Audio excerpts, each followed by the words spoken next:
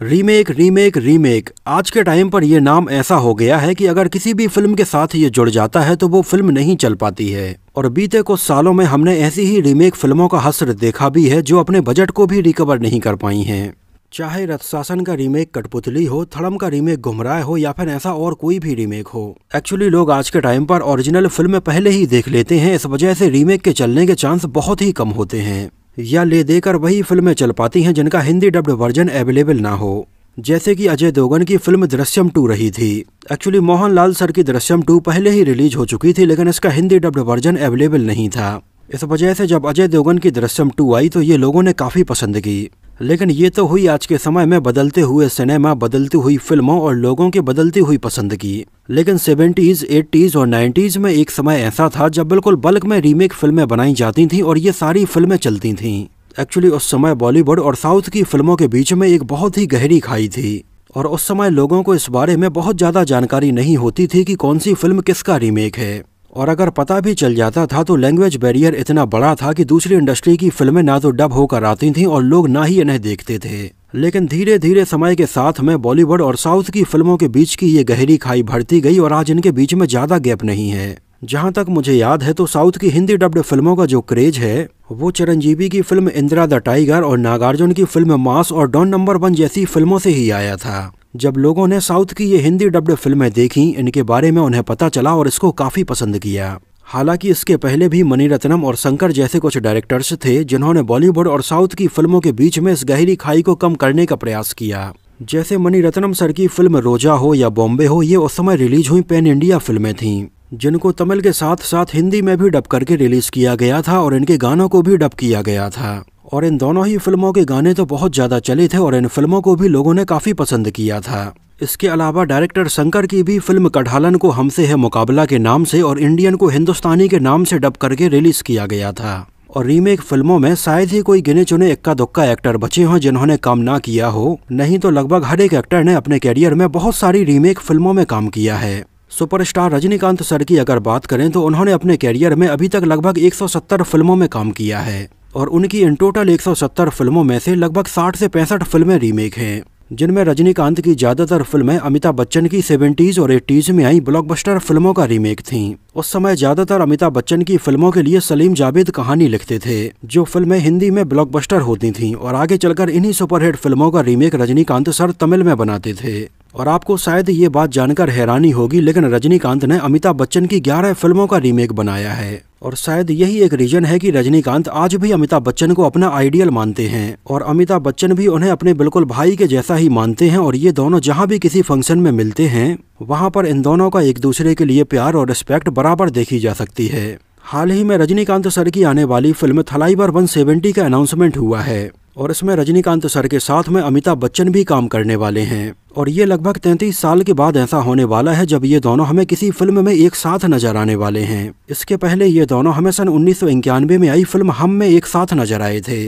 इसके अलावा भी ये दोनों इसके पहले अंधा कानून जैसी कुछ और फिल्मों में एक साथ काम कर चुके थे। एक नज़र डालते हैं अमिताभ बच्चन की 70s और 80s में आई उन फिल्मों के ऊपर जिनका रीमेक रजनीकांत ने बनाया था और यहाँ पर हम इन फिल्मों के कुछ सीन्स और फोटोग्राफ्स को भी कंपेयर करके देखेंगे। अमिताभ बच्चन की सन 1978 में आई ब्लॉकबस्टर फिल्म डॉन का रीमेक रजनीकांत ने इसके 2 साल बाद सन 1980 में बिल्ला के नाम से बनाया था, जहां इन दोनों ही फिल्मों की कहानी, इनके सीन्स, इनके डायलॉग्स और सारे कैरेक्टर्स बिल्कुल एक जैसे ही रखे गए थे। जैसे अमिताभ बच्चन की फिल्म डॉन का ये बहुत ही फेमस ओपनिंग सीन आपको जरूर याद होगा, जहां अमिताभ बच्चन एक सूटकेस में बॉम्ब लेकर आते हैं और उसको हवा में ब्लास्ट करवा देते हैं। ठीक ऐसा ही बिल्कुल सीन रजनीकांत सर की फिल्म बिल्ला में भी रखा गया था। डॉन के गाने अरे दीवानो मुझे पहचानो में अमिताभ बच्चन हमें ये शेर का मुखौटा लगाए हुए नजर आ रहे हैं। बिल्कुल ऐसा ही फिल्म बिल्ला के गाने में आप रजनीकांत सर का लुक देख सकते हैं। इसके अलावा फिल्म डॉन के कुछ और बहुत ही फेमस सीन है जिनको आप रजनीकांत सर की फिल्म बिल्ला में भी नोटिस कर सकते हैं। जैसे ये सीन आप देखिए जहां पर अमिताभ बच्चन बोलते हैं कि मुझे पता है ये बंदूक खाली है, तुम्हें पता है ये बंदूक खाली है, लेकिन पुलिस को नहीं पता कि ये बंदूक खाली है। इस सीन को बिल्कुल एज इट इज ही रजनीकांत सर की फिल्म बिल्ला में भी रखा गया है, मतलब कि इसको बिल्कुल सीन बाय सीन और बिल्कुल फ्रेम बाय फ्रेम कॉपी किया गया है। और अमिताभ बच्चन की इस डॉन का रीमेक आगे चलकर शाहरुख खान ने भी बनाया था। तो ठीक ऐसा ही रजनीकांत सर की फिल्म बिल्ला का रीमेक भी आगे चलकर तमिल सिनेमा में थाला अजीत ने बनाया था। यहाँ तक कि अमिताभ बच्चन की फिल्म डॉन में हमें हेलेन कामिनी के रोल में नजर आई थीं। और रजनीकांत की फिल्म बिल्ला में भी हेलेन ने कामिनी का ही रोल निभाया था। और इन दोनों ही फिल्मों में रजनीकांत सर के चलने की, उठने की, बैठने की हर एक स्टाइल बिल्कुल अमिताभ बच्चन के जैसी ही है। डॉन का रीमेक आगे चलकर तेलुगु में युगांधर के नाम से बनाया गया था, जिसमें हमें NTR नजर आए थे। इसके अलावा मलयालम में भी इसका रीमेक सोबराज के नाम से बनाया गया था, जिसमें हमें मोहनलाल नजर आए थे। 1975 में आई अमिताभ बच्चन की ब्लॉकबस्टर फिल्म दीवार, जिसमें हमें उनके अलावा शशि कपूर भी नजर आए थे और इसको यश चोपड़ा ने डायरेक्ट किया था। इसका रीमेक भी रजनीकांत सर ने तमिल में बनाया था। इसके तमिल रीमेक का नाम था थी और इसमें रजनीकांत के अलावा हमें सुमन भी नजर आए थे। फिल्म दीवार की कहानी भी सलीम जावेद ने ही लिखी थी, जो कि सन 1975 में रिलीज हुई थी और इसका रीमेक रजनीकांत ने लगभग 6 साल बाद सन 1981 में बनाया था, जिसको भी बिल्कुल सीन बाय सीन और फ्रेम बाय फ्रेम रीमेक किया गया था। यहाँ तक कि इसमें अमिताभ बच्चन के द्वारा पहने गए कपड़े और हाथ में ली गई रस्सी भी रजनीकांत सर ने ली थी। इन दोनों ही फिल्मों के ये सीन यहाँ पर आप मैच करके देख सकते हैं, जिनमें कोई भी अंतर नहीं है। यहाँ तक कि फाइट सीन्स में मारी जाने वाली किक भी बिल्कुल as it is frame by frame ली गई है। इसके अलावा मेरे पास माँ है और हाथ पर लिखा हुआ मेरा बाप चोर है जैसे सीन भी बिल्कुल एज इट इज ही थे। फिल्म दीवार का रीमेक तेलुगु में भी मगादू के नाम से बनाया गया था और मलयालम में नाथी मुथल नाथी वारे के नाम से बनाया गया था, जहाँ पर इनके रीमेक्स में भी आप देखिए बिल्कुल अमिताभ बच्चन के जैसा ही लुक है। यहाँ तक कि दीवार का रीमेक आगे चलकर 1979 में चाइनीज में भी द ब्रदर्स के नाम से बनाया गया था। अमिताभ बच्चन की सन 1982 में ब्लॉकबस्टर फिल्म रिलीज हुई थी नमक हलाल। कादर खान साहब ने फिल्म की कहानी लिखी थी और प्रकाश मेहरा ने इसको डायरेक्ट किया था। इसका रीमेक रजनीकांत ने लगभग 5 साल बाद सन 1987 में वेलाइकरन के नाम से बनाया था। यहाँ तक कि इसमें अमिताभ बच्चन के द्वारा बोला गया बहुत ही famous dialogue I can talk English, I can walk English because English is a very funny language, इसको भी रजनीकांत सर की फिल्म में ऐसे ही रखा गया था। अमिताभ बच्चन की सन 1985 में आई फिल्म मर्द, जिसको मनमोहन देसाई ने बनाया था, ये उस समय एक ब्लॉकबस्टर फिल्म रही थी जो कि कई महीनों तक सिनेमा घरों में लगातार चलती रही थी। इसका रीमेक भी रजनीकांत ने इसके 1 साल बाद सन 1986 में माँ वीरन के नाम से बनाया था, जिसके भी बिल्कुल हर एक सीन बिल्कुल फ्रेम बाय फ्रेम ही लिए गए थे। यहाँ तक कि जैसे कपड़े अमिताभ बच्चन ने इसमें पहने थे वैसे ही रजनीकांत भी पहने हुए नजर आते हैं। अमिताभ बच्चन के साथ में हमें फिल्म मर्द में अमृता सिंह नजर आई थी और रजनीकांत के साथ में इसमें हमें अंबिका नजर आई थी। अमिताभ बच्चन की सन 1981 में सुपर डुपर हिट फिल्म लावारिस रिलीज हुई थी, जिसको भी कादर खान साहब ने लिखा था और प्रकाश मेहरा ने इसका डायरेक्शन किया था। इसका रीमेक भी रजनीकांत ने तमिल में इसके लगभग 8 साल बाद सन 1990 में पनाकरण के नाम से बनाया था। अमिताभ बच्चन की सन 1978 में सुपर डुपर हिट फिल्म त्रिशूल रिलीज हुई थी, जिसमें हमें अमिताभ बच्चन, संजीव कुमार और शशि कपूर जैसे एक्टर्स नजर आए थे, जिसकी कहानी भी सलीम जावेद ने लिखी थी और इसका डायरेक्शन यश चोपड़ा ने किया था। इसका रीमेक भी आगे चलकर रजनीकांत ने लगभग 8 साल बाद सन 1986 में मिस्टर भरत के नाम से बनाया था, जिसमें हमें उनके साथ में सत्यराज नजर आए थे। 1977 में आई अमिताभ बच्चन, विनोद खन्ना और ऋषि कपूर की super duper hit film Amar Akbar Anthony, जिसको कादर खान साहब ने लिखा था और मनमोहन देसाई ने इसका डायरेक्शन किया था।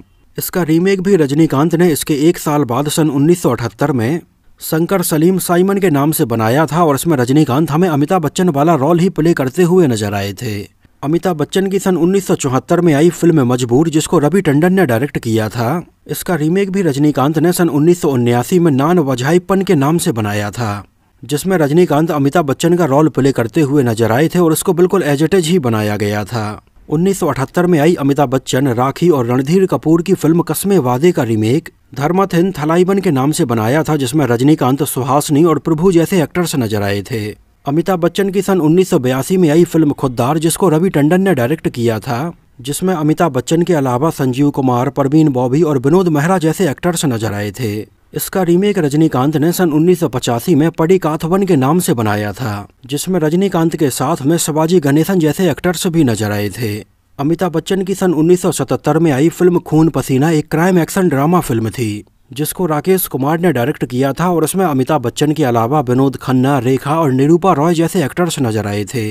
इसका रीमेक रजनीकांत ने सन 1989 में शिवा के नाम से बनाया था, जिसमें उनके साथ में हमें तमिल सिनेमा के एक और जाने माने एक्टर रघुवरन भी नजर आए थे, लेकिन उस समय ये फिल्म बॉक्स ऑफिस पर कुछ खास कमाल नहीं दिखा पाई थी। तो दोस्तों, ये तो बात हुई अमिताभ बच्चन की उन 11 फिल्मों की जिनका रीमेक रजनीकांत ने तमिल में बनाया था। हालांकि ये केवल अमिताभ बच्चन की फिल्में थी जिनका रीमेक रजनीकांत ने बनाया था, लेकिन इसके अलावा उन्होंने 60 से ज़्यादा और फिल्में रीमेक बनाई हैं।